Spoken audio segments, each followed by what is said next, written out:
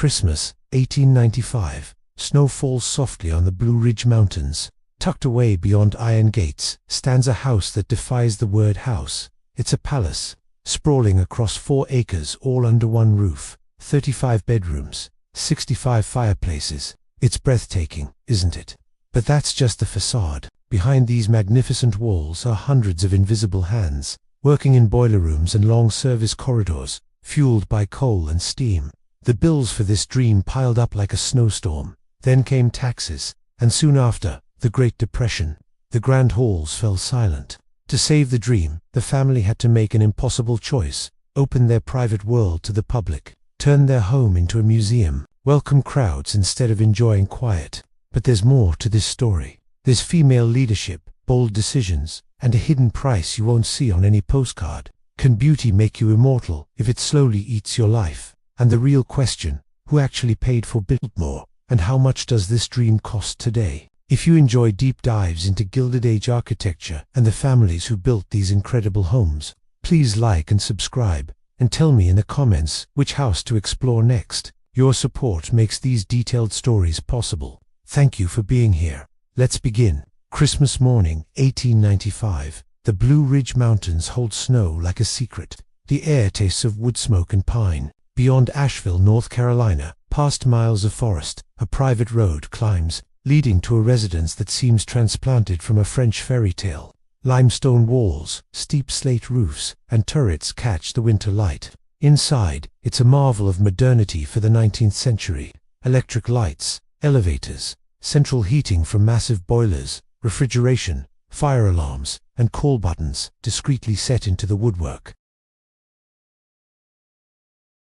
Standing in the entrance hall, you look up as stone climbs for 3 stories. Polished marble is underfoot, and stained glass filters the daylight.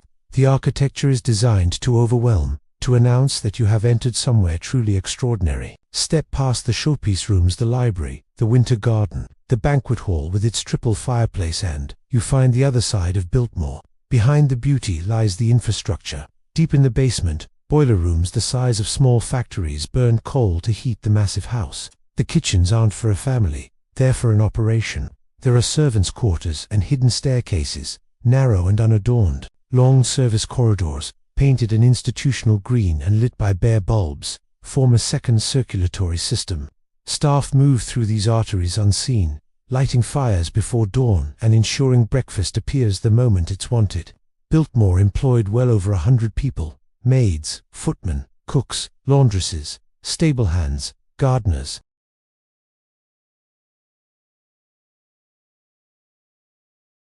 Each person had a vital role. Remove one, and the entire mechanism would falter. The cost of keeping Biltmore alive was immense. Coal arrived by the ton. Provisions were bought in bulk. Wages were paid weekly, and maintenance was a constant battle. A structure this size always needs attention. A leaking slate, a crack in the plaster, a pipe bursting in a cold snap. The heating plant alone required daily checks. That Christmas of 1895 was a triumph. Music filled the winter garden, and the house glowed with electric light, a beacon against the mountains. For a few days, the dream felt complete. But beneath the celebration, a quiet pressure was building. The house was magnificent, yes, but it was also a machine that consumed resources at an unsustainable pace. The beauty was real, the cost was real, and together, they would shape every decision that followed. An unspoken question hung in the air, growing sharper with each passing year. How long can this last? To understand what came next, we have to understand who created this place and why. Let's go back to the beginning. The man who envisioned Biltmore was not what you might expect. George Washington Vanderbilt II was born in 1862 into America's wealthiest family. His grandfather, the Commodore Cornelius Vanderbilt, built a transportation empire of steamships and railroads, amassing a staggering fortune. But George was different. While his older brothers built palaces in Newport and New York, hosting lavish parties and chasing social approval, George vanished into books. He was shy, soft-spoken, and reportedly spoke 8 languages. His passions were art, literature, horticulture, and forestry. By his mid-20s he had decided he wanted something different, not a showpiece for entertaining, but a private retreat, a working estate where he could read, think, and live quietly amidst beauty and order. The question was where. In 1888, George visited Asheville, North Carolina. The town was nestled in a valley ringed by the Blue Ridge Mountains. The air was cool and clean, and the scenery was dramatic. George was captivated. He began buying land, not just a small plot, but thousands upon thousands of acres. Eventually, his holdings grew to over 125,000 acres, an area larger than some European countries. His plan took shape.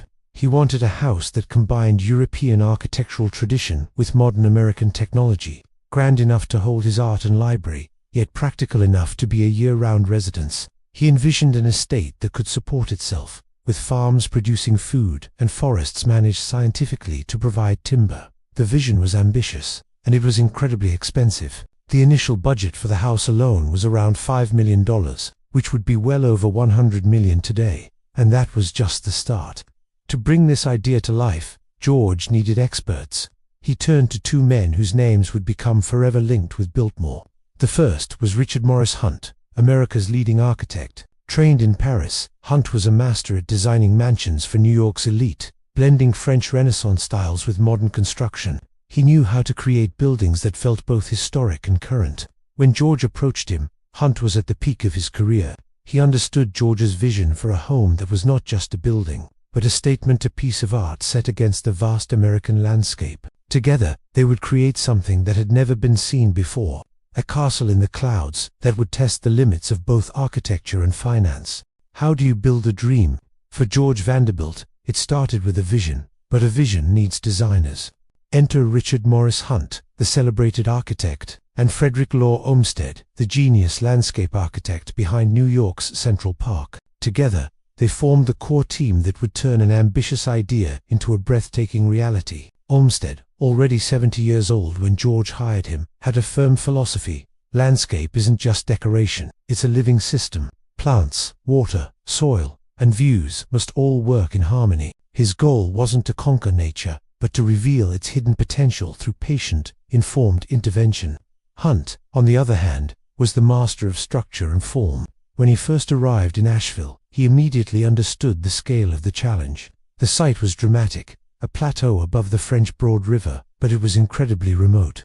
Local suppliers couldn't provide the quality or quantity of materials needed. There were no workshops for the intricate metalwork, carved stone, or ornamental plaster the design demanded. Even getting materials to the site was a logistical nightmare. Hunt's solution was methodical. He designed the house in the grand style of a French château, drawing inspiration from famous Loire Valley castles like Blois and Chambord. Every proportion was carefully calculated. The facade balanced perfect symmetry with a lively, dynamic feel. Corner towers anchored the entire composition, and a grand porte-cochere offered a sheltered arrival. Inside, the plan was just as brilliant. It guided visitors seamlessly from vast public spaces like the entrance hall and banquet hall, to the more intimate family rooms on the upper floors. Here, beauty always served function. Every ornament was placed to reinforce a structural line, frame a stunning vista, or clarify the path through the home. Hunt knew that beauty was meaningless if the building wasn't built to last. His drawings specified every material with painstaking precision. Indiana limestone for the exterior walls, durable weather-hard, and perfect for carving. Rich oak for the interior woodwork and floors, marble for grand fireplaces, and a shimmering copper roof. These materials were costly, but they were chosen to endure for generations. Every single piece was numbered, every dimension verified. On a project of this scale, a single error wasn't just a blemish, it was a major liability. While Hunt was designing a castle, Frederick Law Olmsted was confronting a different kind of battlefield. His first survey of the land left him dismayed. Decades of logging and careless farming had stripped the thin mountain soils. Hillsides were scarred by erosion, and the creeks ran muddy. The once dense native forests of chestnut, oak, and tulip poplar were gone, cleared for crops that quickly exhausted the land. The landscape was ecologically wounded and visually tired. Olmsted refused to simply surround the mansion with pretty flowers and call it a day. His approach was restorative. He set out to heal the land itself. His grand plan called for large-scale reforestation. He envisioned hundreds of thousands of trees, deliberately placed, with a focus on native species. He planned to control erosion with terracing, contour plantings, and ground covers. The approach road, which would eventually stretch for 3 miles, was designed to wind gently through the recovering forest. It would reveal vistas in a measured sequence, slowly building a sense of anticipation as visitors neared the house. Closer to the mansion, formal gardens would provide structure and vibrant color. But beyond them, a managed, working forest would prove that beauty and productivity could coexist. Both Hunt and Olmsted understood that a vision this grand required massive infrastructure, and George Vanderbilt approved the enormous expense. A private spur of the Southern Railway was built to run directly to the construction site. A brick kiln was constructed on the property, firing millions of bricks for interior walls and chimneys. A woodworking mill turned timber into flooring, panels, and trim, while a stone yard dressed the massive limestone blocks. Temporary housing even went up for the laborers. At its peak, more than 1,000 men were working on that hill. The workforce was incredibly diverse. Stonemasons from Italy brought their old-world techniques for cutting and setting stone. Carpenters from Asheville and the surrounding mountains, who knew the region's hardwoods, shaped the interiors. Brickmakers, plasterers, painters, and metalworkers all added their specialized skills. For many locals, it was the steadiest pay they had ever seen, on a job unlike anything the region had ever witnessed, and the pace was demanding.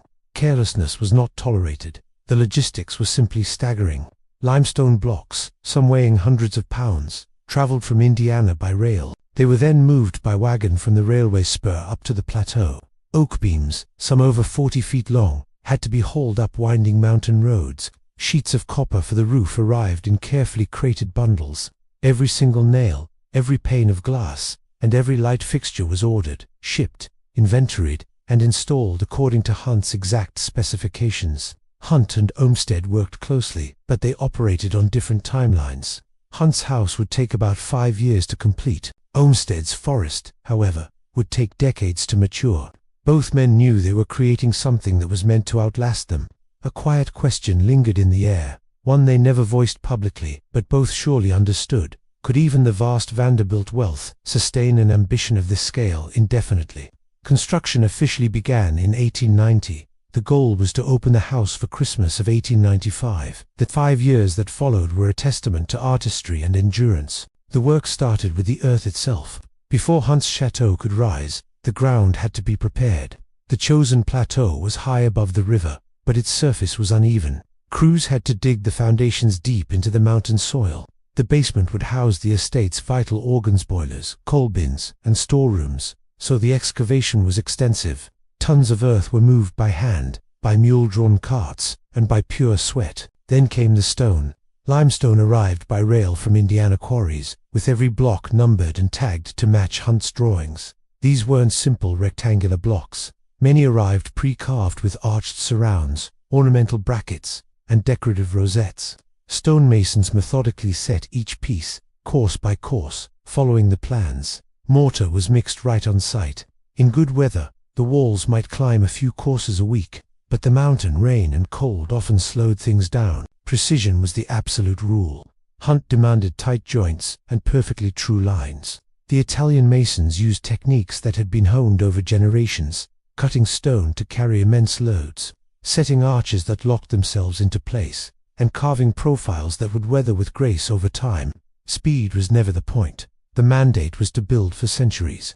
As the exterior rose, other crews worked inside, threading the house with modern systems. Biltmore was going to have electricity, which was still a rare luxury in the 1890s. The wiring had to be pulled through the walls before the plaster went on. Since electrical standards were still new and inconsistent, engineers designed a custom system. It even had its own generator in a separate building to reduce the risk of fire. Major rooms got electric light, and bedrooms were fitted with call buttons for servants. It was a fascinating puzzle, installing cutting-edge technology inside a structure designed to look like it was from the Middle Ages. The house was a marvel of its time, a fusion of old-world artistry and new-world innovation, all rising from a once barren mountaintop. Thank you so much for watching. If you enjoyed this journey into the making of Biltmore, don't forget to like, subscribe, and hit that notification bell so you don't miss our next video. See you then, and a vision that reached far beyond the stone walls of America's largest home. This is the story of how the Biltmore Estate was not just built, but born, and how its creation led to an even grander project, the birth of American forestry. Picture this, the late 1800s in the mountains of North Carolina. George Vanderbilt, a man of immense wealth and quiet vision, decides to build a home. But this wasn't just any home. This was a château, a palace on a scale America had never seen. The construction alone was a monumental feat. Let's start with the basics, like heat. Central heating was a rare luxury, but for a house this size, it was an engineering marvel. Massive boilers in the basement pushed hot water through miles of pipes to radiators in every single room. This required constant oversight, year-round engineers, and routine deliveries of coal. Comfort had a price, and it was paid daily in fuel, labor, and expense. Then there was the woodwork. The sheer artistry is breathtaking. The library, a room that feels like the heart of the house, was a project in itself. It's paneled from floor to ceiling in rich American white oak, with a hand-carved ceiling, and even a hidden spiral staircase leading to an upper gallery. Carpenters spent months, not weeks, on this single room. Imagine the dedication. The banquet hall's fireplace, a colossal structure of carved stone and oak, soars nearly to the ceiling. Every bedroom, every space, received custom joinery. And the bathrooms, dozens of them, were outfitted with tile, fine porcelain, and the modern wonder of hot and cold running water. But what about the human cost? It's easy to see the grandeur, but harder to tally the sweat and sacrifice that built it. The labor was punishing. Stonemasons worked in clouds of dust that burned their lungs. They worked at dizzying heights without modern safety gear. Through biting winters, the work rarely stopped. 10-hour days, 6 days a week. Some men lived in temporary housing right on the estate. Others walked 4 miles from Asheville every morning. The payroll records, still preserved in the Biltmore archives, list hundreds of names. Skilled workers like stonemasons and carpenters commanded a premium for their craft. Women ran the kitchens and laundries, feeding and clothing this small army of workers. For 5 years, the construction site was a bustling, temporary town, held together entirely by Vanderbilt's vision and his fortune. Then, as the house neared completion, this town of artisans and laborers began to scatter, their monumental task complete. By 1894, the shell of the house was sealed. The magnificent copper roof was on, already beginning its slow transformation to the iconic blue-green patina we see today. Inside, a new phase of work began. Plasterers finished the walls. Painters applied coat after coat of paint. Electricians tested the circuits, and plumbers pressure-tested the miles of pipes. Furniture, art, and thousands of books arrived, turning the vast empty shell into a home. The deadline was set, Christmas of 1895. The house had to be ready to receive its first guests, and it was. On Christmas Eve, George Vanderbilt officially opened his home to friends and family. But even as the finishing touches were being put in place, another part of his vision was just beginning. This was the part designed to outlast the house itself, the part that involved the land. While the house was a masterpiece, the forest surrounding it was broken. That first Christmas, as George stood in his library surrounded by some 10,000 books, he looked out at a landscape that deeply unsettled him. Right around the house, the gardens, designed by the famous Frederick Law Olmsted, were flourishing. But beyond this manicured ring, the land told a story of neglect and abuse. For decades, the mountains had been carelessly logged. Timber companies had taken the best trees and left the rest to rot or burn. Farmers had cleared steep slopes to plant crops like corn and tobacco, which quickly exhausted the soil. When the land gave out, they abandoned it, leaving it vulnerable to the elements. Erosion carved deep gullies into the hillsides. Every time it rained, the rivers and streams ran brown with lost topsoil. The original magnificent forest, once dominated by the American chestnut, was a fragmented, scarred shadow of its former self. George Vanderbilt wanted more than just a pretty view from his window. He wanted to heal this land. He envisioned a living, productive forester model that could prove that science and conservation could work hand in hand. He believed that properly managed timber could not only restore the ecosystem, but also generate income to help offset the enormous operating costs of the estate. To achieve this, he needed a new kind of expert. He needed a forester. But there was a major problem. In the late 19th century, forestry as a profession simply didn't exist in America. Sure, there were loggers, but their job was to cut and move on. Forestry, the science of managing a forest for long-term health and productivity, was a European concept. So, George turned to his landscape architect Olmsted for advice. Olmsted recommended a brilliant, energetic, young American named Gifford Pinchot, who had just returned from studying forestry in Europe. In 1892, Vanderbilt hired the 26-year-old Pinchot, even before the house was finished. When Pinchot arrived and surveyed the vast 125,000-acre estate, he saw two things: a complete mess and an incredible opportunity. The mess was the degraded land. The opportunity was the sheer scale of it. This was the perfect place to test European forestry methods and create a new model for America. Pinchot's approach was methodical. First, he conducted a complete inventory of the forest, a massive undertaking that took months. Crews walked the land, tract by tract, marking trees, taking measurements, and assessing the health of the ecosystem. With this data, he developed a management plan. He introduced a revolutionary idea called selective cutting. Instead of clear-cutting entire hillsides, his crews would only harvest mature or unhealthy trees, leaving younger ones to grow and maintain the forest canopy. This simple change helped reduce erosion, protect wildlife habitat, and ensure a sustainable source of timber for the future. He also created fire breaks to prevent devastating wildfires and began a massive reforestation effort, planting thousands of seedlings, like white pine and oak, in the most damaged areas. This wasn't just about planting pretty trees. This was practical, scientific work. Pinchot hired local men, teaching them these new techniques. They learned to plant seedlings, thin, overcrowded stands, and even conduct controlled burns to reduce the risk of larger fires. The Biltmore Estate became a living laboratory for American forestry. Pinchot didn't stay at Biltmore forever. In 1895, he left to take a federal post and would go on to become the very first chief of the United States Forest Service.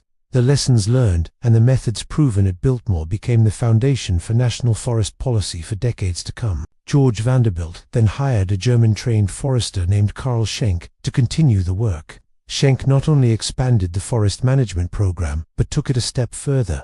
In 1898, right there on the estate, he founded the Biltmore Forest School, the very first school of forestry in the United States. For 15 years, students lived and learned at Biltmore. Their classroom was the forest itself. They learned by doing, marking trees for harvest, calculating timber volumes, diagnosing tree diseases, and studying soil science. The school trained hundreds of foresters who then fanned out across the country, taking the principles of sustainable management with them to state agencies, federal services, and private timberlands. So, the next time you think of the Biltmore Estate, remember that it's more than just a magnificent house. It's the cradle of American forestry. It's a story of how one man's vision for his home grew into a legacy of conservation that healed a forest and shaped a nation. A simple idea began to spread. Forests could be productive and sustainable, and deliberate care outperformed exploitation over time. This was arguably George Vanderbilt's most consequential achievement. The Biltmore house dazzled visitors, but the forest changed an industry. Both house and forest, however, demanded constant funding. And that funding, while steady for now, hinged entirely on George's ability to pay. The bills just kept coming. Christmas of 1895 arrived with snow and anticipation. The house was finally ready. Fires glowed in the hearths. Electric light washed the rooms in a modern glow. The winter garden, under its vast glass roof and central fountain, was draped in seasonal greenery. The massive banquet table stood laid for guests. Music drifted along the corridors. For George, this was the moment his grand vision became tangible. Guests came by train to Asheville, and then took carriages up the winding approach road. The effect was intentional. First, just glimpses of the house through the trees, and then, suddenly, the full facade revealed at once in all its glory. They stepped down beneath the grand porte-cochere, and into a space designed to overwhelm. The entrance hall soared 3 stories high. Stone walls, intricately carved oak, brilliant stained glass, and polished floors announced that they had entered something truly extraordinary. George was a quiet host. He didn't imitate the lavish, almost gaudy, excesses of his siblings' Newport mansions. Biltmore's gatherings were smaller and more considered. Visitors explored the library with its hidden spiral staircase and priceless rare books. They wandered through the winter garden, where tropical plants thrived under glass in the deep of winter. They marveled at the banquet hall, where the ceilings soared 70 feet above them. And for a bit of fun, they could head down to the basement bowling alley or the indoor swimming pool. What impressed guests as much as the architecture was the technology. Light switches that brought instant illumination, elevators gliding smoothly between floors, hot water available in every single bath, central heating that smoothed the temperature of a building the size of a small museum. But beneath all the celebration and wonder, a practical reality never left the room. The house demanded constant, relentless attention. More than 100 staff were needed just to keep Biltmore alive. Maids cleaned, changed linens, and guarded the pristine finish of every single surface. Footmen served meals, stoked the countless fires, and answered call buttons. Cooks fed the family and the entire staff. Laundresses wrestled with literal mountains of sheets and clothing. Engineers tended to the boilers and the novel electrical gear. Groundsmen kept the gardens and approach road in perfect order. Stable hands managed the horses and carriages. And out in the woods, foresters looked after the sprawling woodland. Each of these workers drew wages. Each department consumed supplies. Coal arrived by the train carload to feed the massive boilers. Provisions were bought in bulk or grown and processed right there on the estate's own farms and dairies. Maintenance never slept. A structure this large always had a roof slate to reset, plaster to mend, a pipe to replace, or a circuit to diagnose. Every single fix required skilled hands and expensive materials. The monthly operating costs were staggering. George had expected that. His share of the Vanderbilt fortune, inherited from his grandfather's railroad and shipping empire, yielded a massive income from railroads, real estate, and finance. By any measure, it was a considerable fortune. The question was, would it be enough? George kept careful books, ledgers, still preserved in the Biltmore archives, itemize everything: salaries, coal, food, repairs, taxes, insurance. The figures are precise and absolutely daunting. The estate's productive arms, the farms and the forest, were meant to shoulder part of this immense load. The dairy turned out milk, butter, and cheese. The gardens and glass houses supplied vegetables year-round. Orchards provided fruit. The forest, under the guidance of Dr. and his students, began to generate a steady stream of timber revenue. These streams of income mattered, but they could never come close to equaling the cost of operating the house itself. George believed he could hold the balance. He had the resources and the resolve. He loved Biltmore, the quiet hush of the library, the stunning mountain views, the proof that scientific forestry could heal wounded land. For him, this was a retreat, a vocation, and a legacy all at once. Yet the financial pressure was very real. Each month brought a new mountain of bills. Each month, funds moved to meet them. The house was magnificent, a true masterpiece. But the house was also a machine that burned money at a rate that even a Vanderbilt fortune might not be able to sustain forever. George's answer to this was discipline. He avoided spectacle. He limited his guest lists. He invested heavily in productivity, expanding the farms, refining the forest work, and constantly hunting for efficiencies wherever he could find them. The hope was simple. Over time, the estate would carry more of itself. For about a decade, this precarious balance held. The house functioned as a grand home. The forests continued to improve. The settlement just beyond the estate gates, Biltmore Village, which George created to house workers and provide services, became a tidy, charming community with its own church, school, shops, and cottages. Wages were fair by the standards of the day, housing was decent, and management, while paternalistic, was comparatively enlightened for the era. The estate looked stable. The dream looked sustainable. Then, forces far beyond George's control began to change the math. The years after that first magical Christmas settled into a rhythm. George never intended for Biltmore to be purely ornamental. From the very beginning, his vision included productivity. The estate would be beautiful, yes, but it would also work. Farms would supply food. Forests would yield timber. The land itself would help pay its way, or at least shoulder a meaningful share of its own upkeep. The farms expanded steadily. The dairy grew into one of the largest in all of North Carolina. Herds of prized Jersey cows grazed along the lush French Broad River pastures. Milk was processed on site, some for the household and staff, with the rest sold in nearby Asheville. High-quality butter and cheese added a steady revenue stream. Quality stayed high because George insisted on modern sanitation and proper animal care practices that were still uncommon in much of the rural South at the time. Vegetable gardens and vast glass houses fed the kitchens year-round. Tomatoes, lettuces, cucumbers, beans, and root vegetables were all grown and put by for winter. Orchards gave apples, peaches, and pears. Hogs and chickens supplied meat and eggs. The aim was practical self-sufficiency, cutting the estate's exposure to outside suppliers and volatile prices. Meanwhile, Out in the woods, Dr. Schenck kept the pioneering forestry program on course. Selective logging provided a reliable, if not massive, trickle of timber to local mills. It wasn't spectacular, but it was consistent. More importantly, the forest itself was knitting back together. Erosion slowed as ground cover returned. Wildlife, which had been driven out by years of clear-cutting, slowly crept back. Reforestation plots from the 1890s began to mature into sound, healthy young stands of trees. Biltmore Village, the community George built right beside the estate's gate, became a small model of planned development. Richard Sharp Smith, the supervising architect who had worked under Richard Morris Hunt, laid it out in a charming English cottage style, brick and stucco, slate roofs, and humane proportions. The village had a church, a school, a hospital, shops for goods and services, and neat cottages for workers and their families. George's labor policy, while paternalistic by our standards, was remarkably progressive for its time. Wages arrived reliably, housing was kept in good repair. The school educated workers, children without charge. Medical care was available to all. George believed that well-treated workers were more productive and more loyal. It was sound business sense as much as it was charity. The result was a community whose living standards far outpaced those in many southern mill towns and mining camps of the day. For a time, it seemed George had built not just a house, but a self-sustaining world.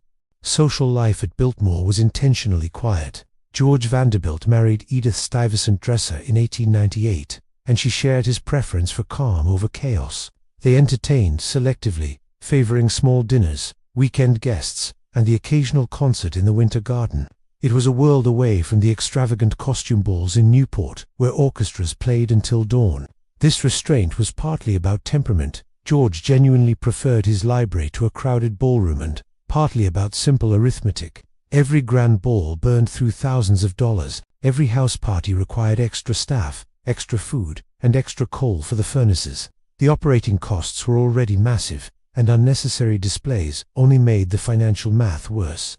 Daily operations at Biltmore ran with the precision of a choreographed dance. Staff worked in shifts, ensuring fires were always tended, call buttons were answered, and meals were prepared around the clock. A household manager coordinated schedules and upheld the highest standards. Edith herself oversaw the domestic arrangements with the housekeeper, managing everything from linens and china to menus and guest rooms. Detail by detail, the estate functioned like a self-contained town. Supplies rolled in by rail on a private siding. The blacksmith shop repaired tools and tack. The carpenter shop built furniture and handled repairs.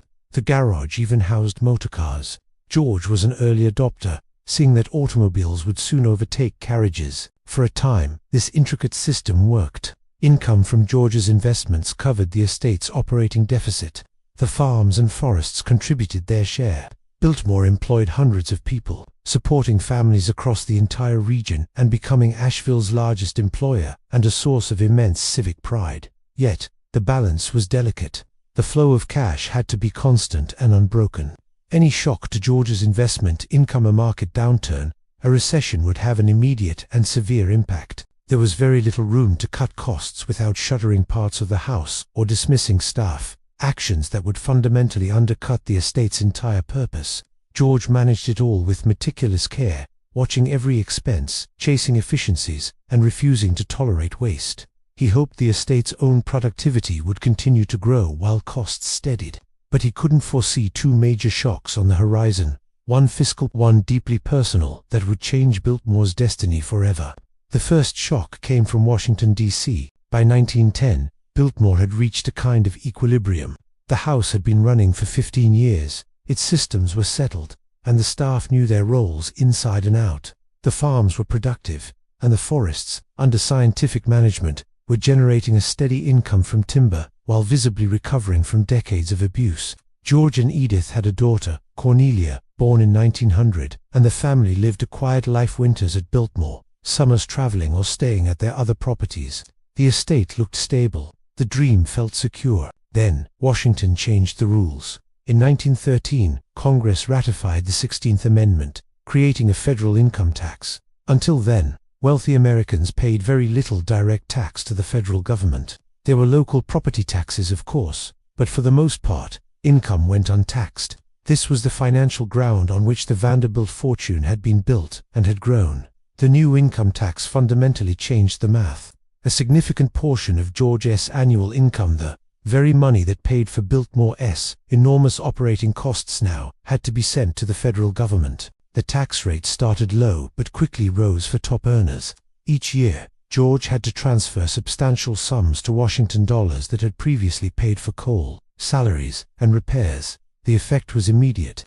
The careful balance of income versus expenses was shattered. The operating costs didn't decrease. The house still demanded fuel, labor, maintenance, and supplies, but the money available to meet those costs had shrunk. George studied the ledgers with growing concern. Cuts were now unavoidable, but where could he possibly cut? Every department felt essential. Dismissing staff would cripple operations. Closing rooms would undermine the estate's very purpose. Trimming the farms or forests would reduce the revenue that helped keep the estate afloat. George began to adjust. Travel was curtailed. New purchases were deferred. Non-critical maintenance was postponed. Vacant staff positions were not always refilled. The changes were small and cautious, designed to preserve the core function of the estate while slowing the outflow of cash. He believed he could steer through the storm. The tax was permanent, but he thought the estate could adapt. Perhaps productivity could climb, and expenses could be shaved. With enough time, a new equilibrium might be found. But time was the one thing he didn't have. In March of 1914, George traveled to Washington, D.C., for medical consultations. He had been struggling with health issues following appendicitis. By most accounts, his condition worsened abruptly. Surgeons performed an emergency operation. On March 6, 1914, George Washington Vanderbilt II died in Washington. He was only 51 years old. The news reached Biltmore by telegram, sending a shockwave through the staff, the village, and the entire region. George had been a quiet man, but his vision had shaped everything. The magnificent house, the pioneering forestry program, countless jobs, and unwavering civic support. His sudden death left a profound void. For Edith, the loss was both intimate and operational. She had lost her husband, and in the same moment, inherited a deeply strained enterprise. George's will left Biltmore to Edith for her lifetime, after which it would pass to their daughter, Cornelia. The bequest included everything: the house, the land, the farms, the forests, and all the financial obligations that came with them. Edith sat at George's desk in the library and confronted the numbers. The picture was sobering. The monthly operating costs were huge and largely fixed. Revenue from the farm and timber helped, but it didn't come close to closing the gap. The difference had always been made up by George's investment income. That income still existed. His estate was substantial, but federal income taxes and the high costs of settling the estate had drastically reduced what was available. The arithmetic was blunt and unforgiving. As it was currently operated, Biltmore cost far more to run than it generated. Without significant change, the estate would drain its capital until, perhaps within a decade, the funds would be completely exhausted. Edith faced a stark choice. She could try to preserve the estate exactly as George had envisioned it, a path that would almost certainly end in bankruptcy and a forced sale. Or, she could make incredibly hard decisions right now, while she still had options, to ensure that at least something of his legacy would endure. She was 43 years old, a widow with a teenage daughter, and an estate that was the primary employer for hundreds of people. The responsibility was immense, but Edith was pragmatic, intelligent, and far tougher than many people realized. She began to plan. Edith Vanderbilt understood what many wealthy widows of her era did not. Sentiment could not pay the bills. She loved Biltmore. George had poured his life into building it, and she had helped him make it a home. But love wouldn't keep the boilers firing or the staff paid. The estate was bleeding cash. Without decisive action, everything George had created would vanish within a few short years. Her first step was a thorough assessment. Edith hired accountants and lawyers to examine the books from top to bottom. Their findings confirmed her worst fears. Annual operating costs were around $250,000, which is roughly $7 million in today's money. Revenue from the farms, the dairy, and timber covered maybe a third of that. The rest depended on investment income, which was already diminished by federal taxes and the costs of settling George's estate. The math was unforgiving. At the current rate, all capital would be spent within a decade, maybe sooner if a major repair was needed or the market took a downturn. Once the funds were gone, Creditors and tax collectors would move in. The entire estate could be seized and auctioned off, piece by piece. Edith weighed her options. She could sell everything at once, live comfortably somewhere else, and simply close this chapter of her life. In fact, many of her advisors urged her to do just that, but she refused. Biltmore was more than just a memory. It was the livelihood for hundreds of families in a region with few other opportunities. The house itself was an irreplaceable masterpiece, a pinnacle of Gilded Age architecture filled with museum-quality art and furniture. So, she split the problem into two parts. The house and its immediate grounds were the irreplaceable core, the part of George's vision that had to be saved at all costs. The vast forest lands, while important, were negotiable. In 1915, Edith began talks with the federal government. The United States Forest Service was newly established down for a time, was even led by George's own former forester, Gifford Pinchot. The agency was looking for large tracts of land to create national forests.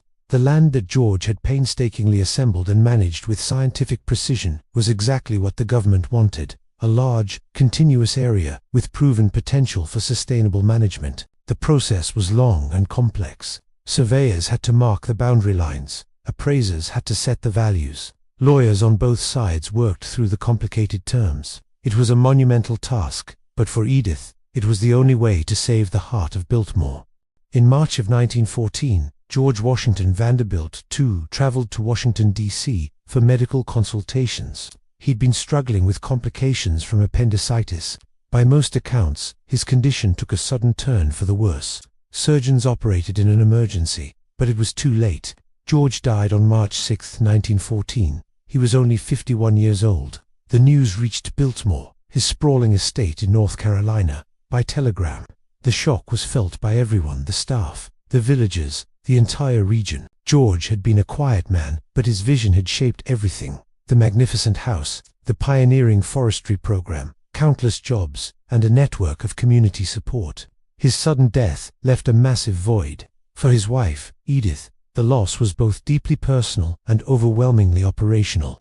She had just lost her husband, and in the same breath, inherited an enormous and financially strained enterprise. George's will left the entire Biltmore estate to Edith for her lifetime, and then to their daughter, Cornelia. This inheritance included everything: the house, the land, the farms, the forests, but it also included all of its obligations. Edith sat down at George's desk in the Grand Library and began to study the numbers. The picture that emerged was sobering. The estate's monthly operating costs were huge and mostly fixed. While revenue from the farms and timber helped, it didn't come close to closing the gap.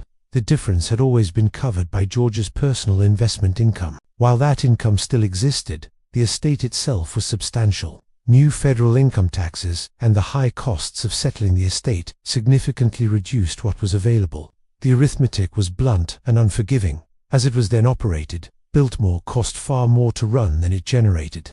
Without a significant change, the estate would burn through its capital until, within a decade or so, the funds would be completely exhausted. Edith faced a monumental choice. She could try to preserve the estate exactly as George had envisioned it, a path that would almost certainly end in bankruptcy and a forced sale. Or, she could make incredibly difficult decisions now, while she still had options, to ensure that at least a part of his legacy would endure. She was 43 years old, a widow with a teenage daughter, and suddenly responsible for an estate that employed hundreds of people. The weight of it all was immense, but Edith was pragmatic, intelligent, and far tougher than many people realized. She began to plan. Edith understood a fundamental truth that many wealthy widows of her era did not. Sentiment could unpay the bills. She loved Biltmore. George had poured his life's work into it, and she had helped transform it from a house into a home. But love wasn't going to keep the boilers firing or the staff paid. The estate was bleeding cash. Without decisive action, everything George had created would vanish within just a few years. Her first step was a thorough assessment. Edith hired accountants and lawyers to examine the books from top to bottom. Their findings confirmed her worst fears. The annual operating costs were around $250,000, which is roughly $7 million in today's money. The revenue from the farms, the dairy, and timber sales covered maybe a third of that. The rest depended on investment income that was already shrinking due to taxes and estate costs. The numbers were unforgiving. At the current pace, the estate's capital would be gone within a decade, possibly even sooner if a major repair was needed or an economic downturn hit. Once the funds run out, creditors and tax collectors would move in.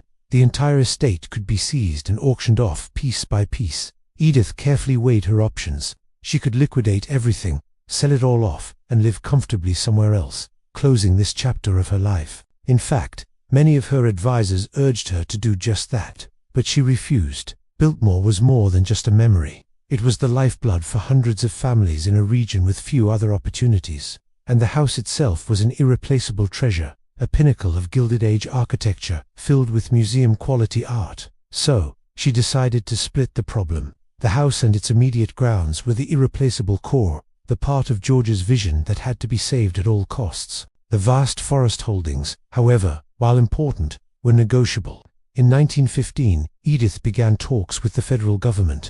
The newly established United States Forest Service was actively looking for large tracts of land to create national forests. As it happened, the very land George had painstakingly assembled and managed with scientific principles was exactly what they wanted: a huge, connected area with proven potential for sustainable management. The process took time. Surveyors had to mark property lines. Boundaries needed to be verified. Appraisers had to set values. Lawyers on both sides hammered out the terms. On top of that, congressional appropriations and political maneuvering added layers of complexity. Finally, in 1916, the sale closed. Approximately 86,700 acres, nearly two-thirds of the original estate, were transferred to federal ownership.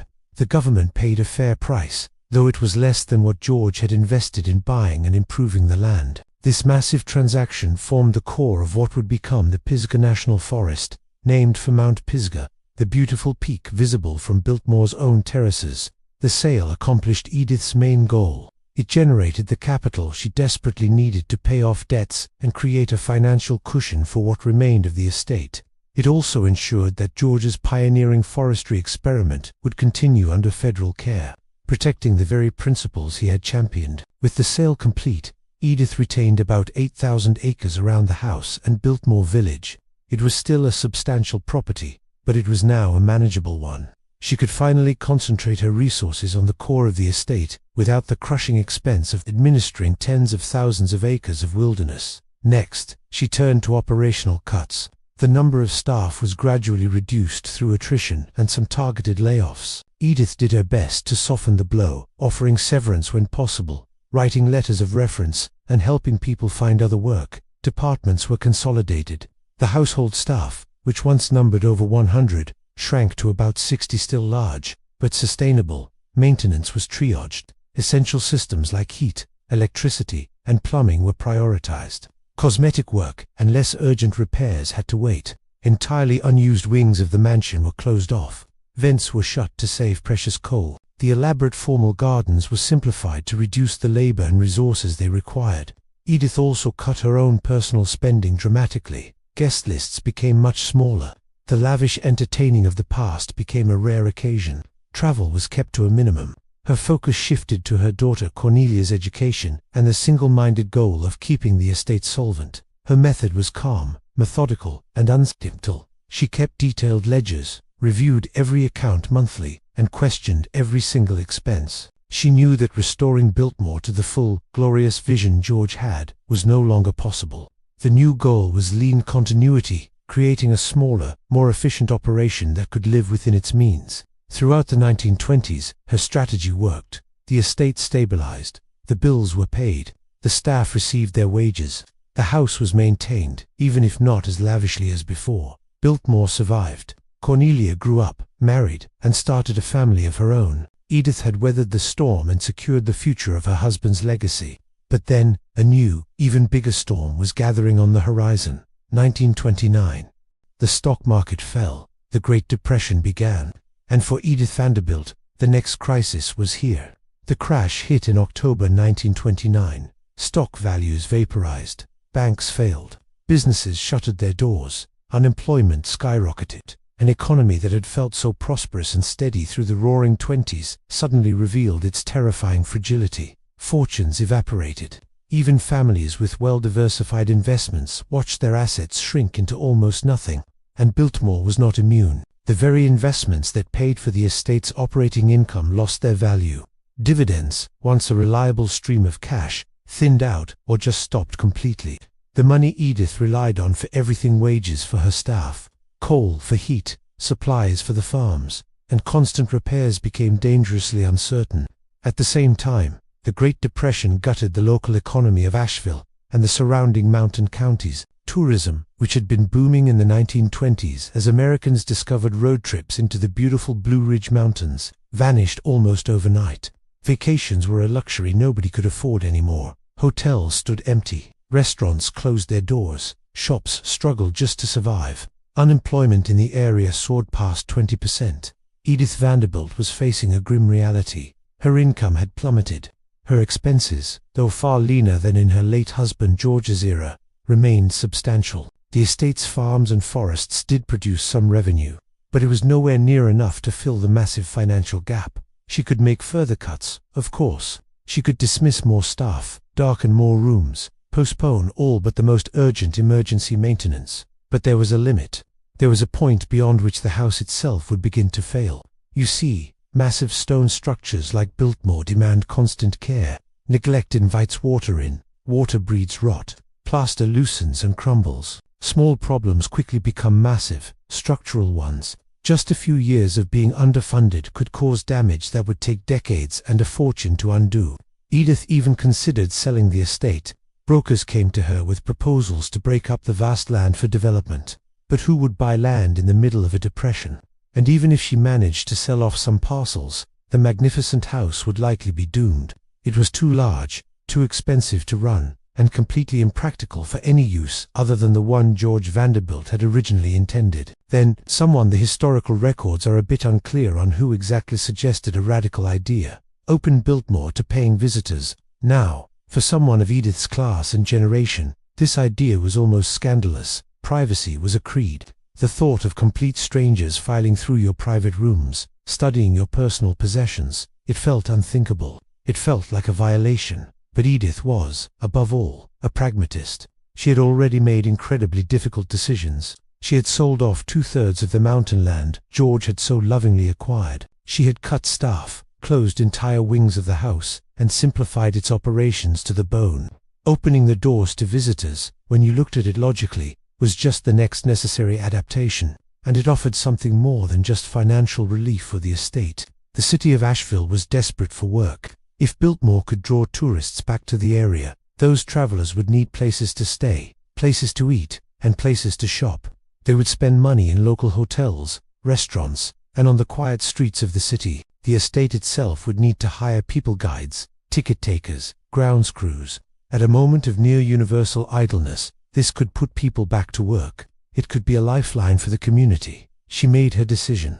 Biltmore would open to the public in March of 1930. The preparations were substantial, but done on a shoestring budget. Rooms were carefully arranged for viewing. Simple ropes and barriers were put up to guide visitors and protect the priceless furnishings. Routes through the massive home were mapped out. Staff members were trained on how to manage the flow of crowds and answer the inevitable questions. Tickets were printed. Notices were placed in regional newspapers. Admission was set at $1 per person. In today's money, that's about $17. It was high enough to matter, to bring in real revenue, but hopefully low enough to tempt people even in such hard times. The tour was planned to cover the principal public rooms, the incredible entrance hall, the massive banquet hall, the breathtaking library, the sun-drenched winter garden, and a few selected bedrooms. The private family quarters would remain closed off. Guests would enter through the grand front doors, follow a prescribed path, and exit at the side. The whole circuit was designed to take about 2 hours. Opening day was filled with real uncertainty. Would anyone even come? Would people struggling through a depression really part with a hard-earned dollar just to see a house? Would Americans find the experience inspiring, or would they see it as voyeuristic, just gawking at the wealth of a bygone era? The response exceeded all expectations. Visitors came from Asheville and the surrounding towns. Some arrived on foot, others by car, and a few even came by wagon. They paid their dollar and stepped into the house that George had raised from the ground up, and that Edith had fought so hard to keep. They entered the hall and looked up, at stone walls climbing 3 stories high. They stood in the banquet room beneath the massive triple fireplace and a ceiling that soared 70 feet above them. They lingered in the two-story library, surrounded by thousands upon thousands of books. They studied the magnificent paintings, the intricate tapestries, the ornate furniture, and all the finely carved details. Some came out of pure curiosity. Some came because they had worked on the estate during its construction, or knew people who had, and some, perhaps, came for a dose of hope to be reminded, in the midst of national collapse, that beauty and incredible craftsmanship could still exist in the world. The revenue from that first year was modest, but it was meaningful. More importantly, the model worked. Biltmore had found a new purpose. It was no longer just a private home. It had become a museum, a destination. The 1930s passed slowly at Biltmore. Tourism brought in revenue, but not abundance. The number of visitors rose and fell with the shaky economy. In the absolute worst years of the Depression, attendance was very thin. As the economy began to improve in the late 30s, more people came. The estate stabilized, but it wasn't exactly prospering. Edith was constantly balancing the cost of maintenance against the income from tickets, always aware that a single bad season could throw them right back into crisis. And then came December of 1941. Pearl Harbor was attacked. The United States entered the Second World War, and almost at once, tourism screeched to a halt. Gasoline was rationed, rubber for tires was scarce, civilian automobile travel, especially for leisure, became difficult, and then nearly impossible. Young men left for the service. Families focused on the war effort and just getting by, not going on vacation. The visitors who had been the lifeblood of Biltmore through the Depression completely vanished. Edith Vanderbilt was facing another financial cliff. But this time, a completely unexpected option appeared. The National Gallery of Art in Washington, D.C. had a serious problem. Its priceless collection paintings, sculptures, and historic documents of immense cultural and monetary value its protection with the nation at war. There were legitimate fears of bombing or sabotage in the capital. The gallery was desperately seeking a secure, remote site, far from Washington, to house its most important treasures for the duration of the war. And they turned their eyes to the Blue Ridge Mountains of North Carolina, to a grand, isolated, and very sturdy stone house. Suddenly, Biltmore had a new, top-secret, and profoundly patriotic role to play. The very rooms that had been opened to the public out of desperation would soon hold some of the nation's greatest artistic treasures, hidden away for safekeeping until the world was at peace once more. In 1942, as war raged across the globe, the U.S. government faced a critical mission: how to protect America's most precious art. The National Gallery of Art in Washington, D.C. needed a secret, secure location, a fortress to safeguard masterpieces from potential attack. The requirements were strict. The site had to be inland, far from coastal threats. It needed a stable, controllable climate for fragile canvases. It had to be isolated, secure, and spacious enough to hold hundreds of crated treasures. One place met every single condition: the Biltmore Estate. Nestled in the mountains of North Carolina, Biltmore was far from any likely target. Its vast rooms had high ceilings, and its stone construction was largely fireproof. The mountain air was cool, and George Vanderbilt's original heating system, now half a century old, could precisely regulate temperature and humidity. The entire estate was private, gated, and accessible by only a few roads, making it easy to monitor. Secret negotiations began. Soon after, the first shipments arrived. Under the cover of night, trucks rolled onto the estate, their wooden crates marked only with mysterious numbers. Armed guards, dressed in civilian clothes to avoid suspicion, accompanied them. The crates were carried through service doors and taken to secure rooms, primarily the music room and several large upstairs bedrooms, chosen for their minimal windows and stable conditions. Few people at Biltmore knew what was inside. The crates held an extraordinary collection: works by Rembrandt, Raphael, and Vermeer. They even contained Gilbert Stuart's iconic portrait of George Washington, the very image we see on the $1 bill. Paintings worth millions of dollars sat silently in darkened rooms while the world was at war. Security was discreet but constant. Staff were told only that something important was being stored and were forbidden to discuss it. Even the owner, Edith Vanderbilt, rarely entered the storage rooms. This arrangement wasn't just about patriotism for Edith. It offered tangible benefits. The government paid rent, a reliable income stream when tourism had completely stopped. Federal guards effectively secured the entire estate at no cost to her. But most importantly, this secret mission affirmed Biltmore's significance. It wasn't just a Gilded Age relic, it was a national resource, entrusted to protect culture during a crisis. The house built for beauty and entertainment had now become a high-security vault.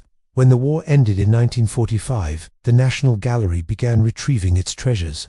The trucks returned, the crates were loaded, and the rooms were restored to their former glory. The art had survived, completely unscathed. Biltmore had proven its worth, not just as a home, but as a guardian of beauty in a time of darkness. It had found a new purpose: to serve.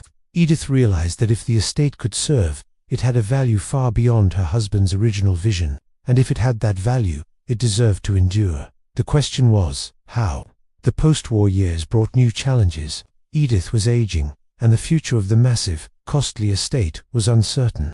Her daughter, Cornelia's sons, George and William Cecil, would inherit the monumental task. Simply keeping the lights on was a precarious balancing act. The house was solvent, but it was brittle, always just one major repair away from a financial crisis. In 1963, Biltmore was designated a National Historic Landmark, a formal recognition of its importance, but with prestige came obligation. This architectural marvel could not be allowed to fall into ruin. William Cecil took charge, understanding that survival required a radical shift. Biltmore could no longer function as a private home occasionally open to the public. It had to become a business, professionally managed cultural site with a strategic plan and diverse, stable income. Change came deliberately throughout the 60s and 70s. Tourism was expanded and refined. Visitor facilities were improved, and marketing became more sophisticated. The estate began hosting carefully selected events like weddings and festivals that aligned with its character. Then, in 1985, the Biltmore Winery opened, adding both a new revenue stream and another major reason for people to visit. But expansion required restraint. More visitors meant more wear and tear. Every person who walks through the door adds moisture to the air, tracks in grit, and touches surfaces. The challenge was to maximize income while minimizing harm. Preservation became a constant, systematic effort. This wasn't a one-time project, it was a permanent responsibility. Sections of the century-old copper roof needed replacement.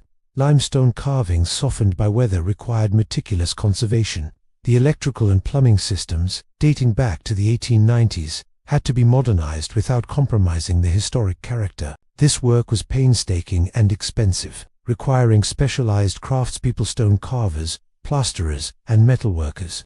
Every project started with deep research and ended with tight quality control. Modern technology was threaded in lightly. Climate control systems were upgraded to better protect the art and furnishings while reducing energy use. Fire suppression and security systems were enhanced with unobtrusive cameras and alarms. Solar panels were even installed on outbuildings, screened from view, to help lower operating costs. By the early 21st century, the transformation was complete.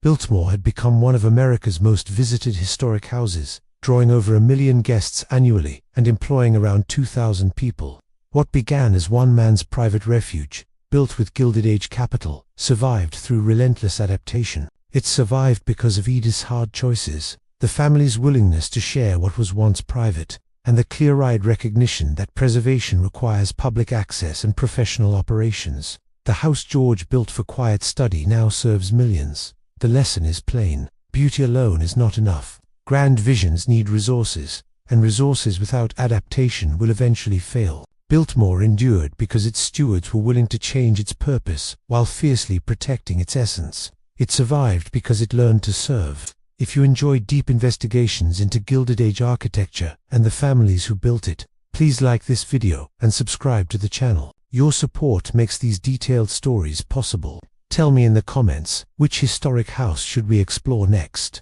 The Breakers in Newport, Hearst Castle in California, or perhaps a forgotten mansion with a story waiting to be told. These places aren't just buildings, they're chapters in America's story, built by real people, paid for with real costs, and preserved through real struggle. Every mansion has its shadows.